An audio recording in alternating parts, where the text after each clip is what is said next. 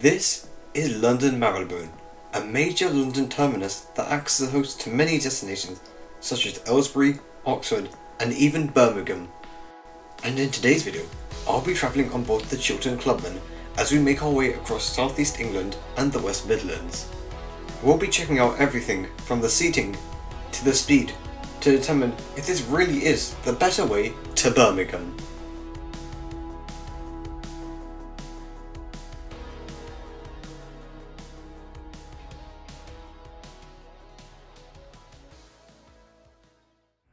Hello there, today you find me outside the magnificent London Marylebone, but today I'll be travelling to Birmingham with this station's only operator, Chiltern Railways.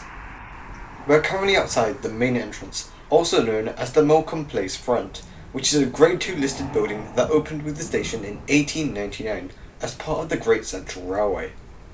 Nowadays, this part of the station also features a taxi rank and a few bus stops, allowing for easier access to the rest of the city. In my last video here, I used the main entrance, so this time I'll use the secret side entrance located on Harewood Avenue. For such a small station, Marylebone has a lot to offer. As you enter, you're bombarded with a variety of shops, from fast food to healthcare. It's definitely a lot better than other stations, such as Euston.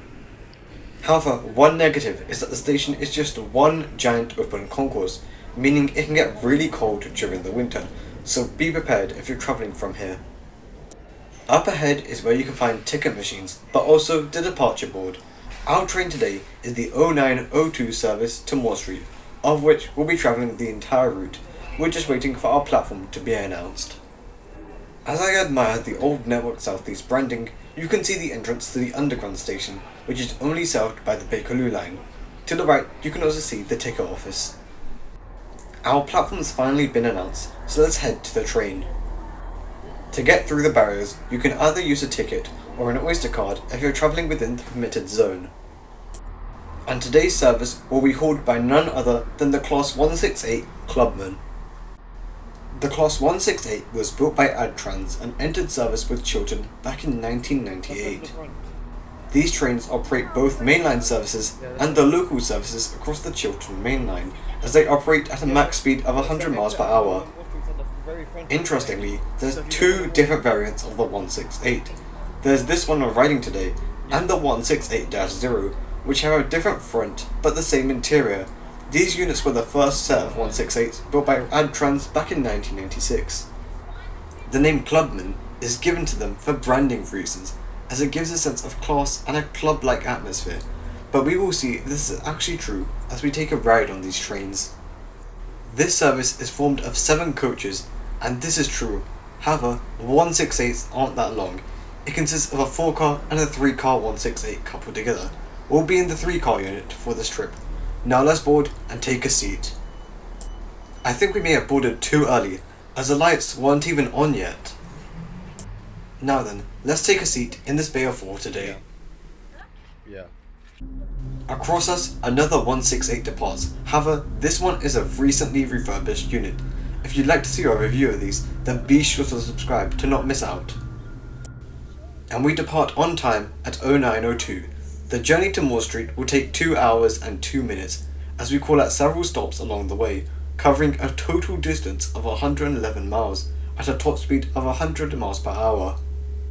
For this journey, I paid £60.80, covering 2 adults and 1 child, using a family and friends rail card, which is quite good value for money.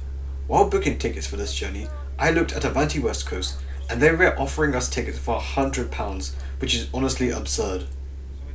The first part of our journey will see us leaving London as we run parallel to the London Underground. Surprisingly, we're nearly at our top speed, which is wild considering we haven't even left London yet. We make our first stop at High Wycombe, a market town in Buckinghamshire. Interestingly, the original station building was designed by none other than Isambard Kingdom Brunel, whom you might know from other projects of his such as London Paddington Station. Being a service to Birmingham means we skip many stations on the Chiltern main line, such as Saunderton, which is instead served by local services to other destinations.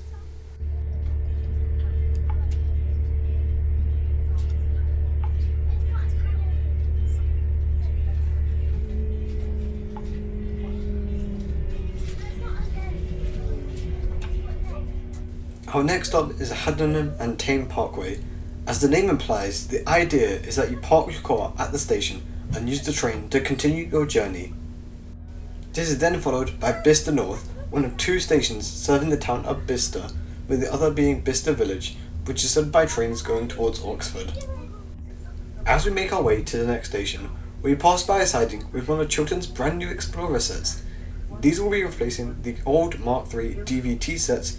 You can watch my review of these units to see what they're like. We're now arriving into Banbury Station, which is quite a major interchange, with it being served by both cross-country and Great Western Railway services. Now then, let's take a look at the seats. The maquette is grey, which reflects the current Chiltern branding, but also gives a luxurious kind of vibe.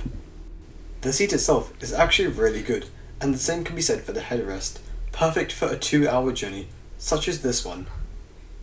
The bays of 4 feature a quite big table, which is able to individually extend outwards, which is a nice little feature.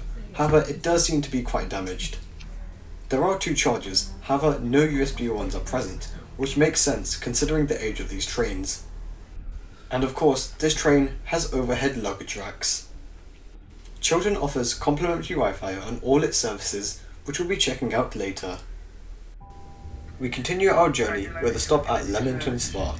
Just like Banbury, this station is a major interchange, with it being served by cross-country and West Midland Railway services to Coventry, connecting the station to the West Coast Main Line.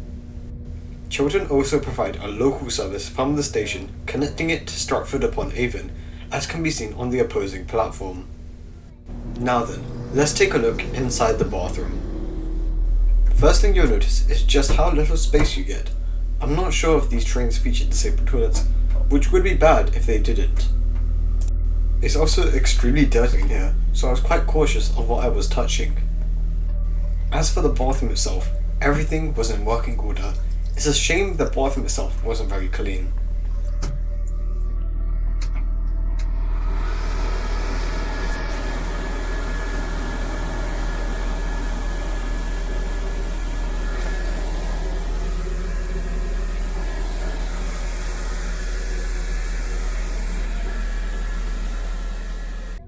Our next stop is Warwick, and a few minutes later it's followed by its neighbouring station of Warwick Parkway, which is very new as it opened in 2000. Now then, let's check out the Wi-Fi. It's very easy to connect to it, as you simply tap on it and boom, you're connected. As for the Wi-Fi itself, it's not very good. I resorted to using mobile data instead as it was more reliable. We're getting closer to Birmingham now as we make a stop at Dorridge. This station receives services from both Chiltern and West Midlands Railways to destinations such as London, Snow Hill, and even Kidderminster. We're now leaving our final stop of Solihull, so I'll use this time to talk about today's journey before we arrive into Birmingham. If you're ever planning to travel between London and Birmingham, I would highly suggest travelling with Chiltern. It's extremely affordable and much more cheaper than Avanti, but also offers a much better experience with the seats being much more comfortable and the services being much less crowded compared to Avanti. I also find that Chiltern is a lot more reliable than Avanti, as my trains with Avanti have always been delayed or cancelled whenever I ride with them. The only downside here is that it takes an hour longer, but that just gives you more time to admire the Chiltern Hills.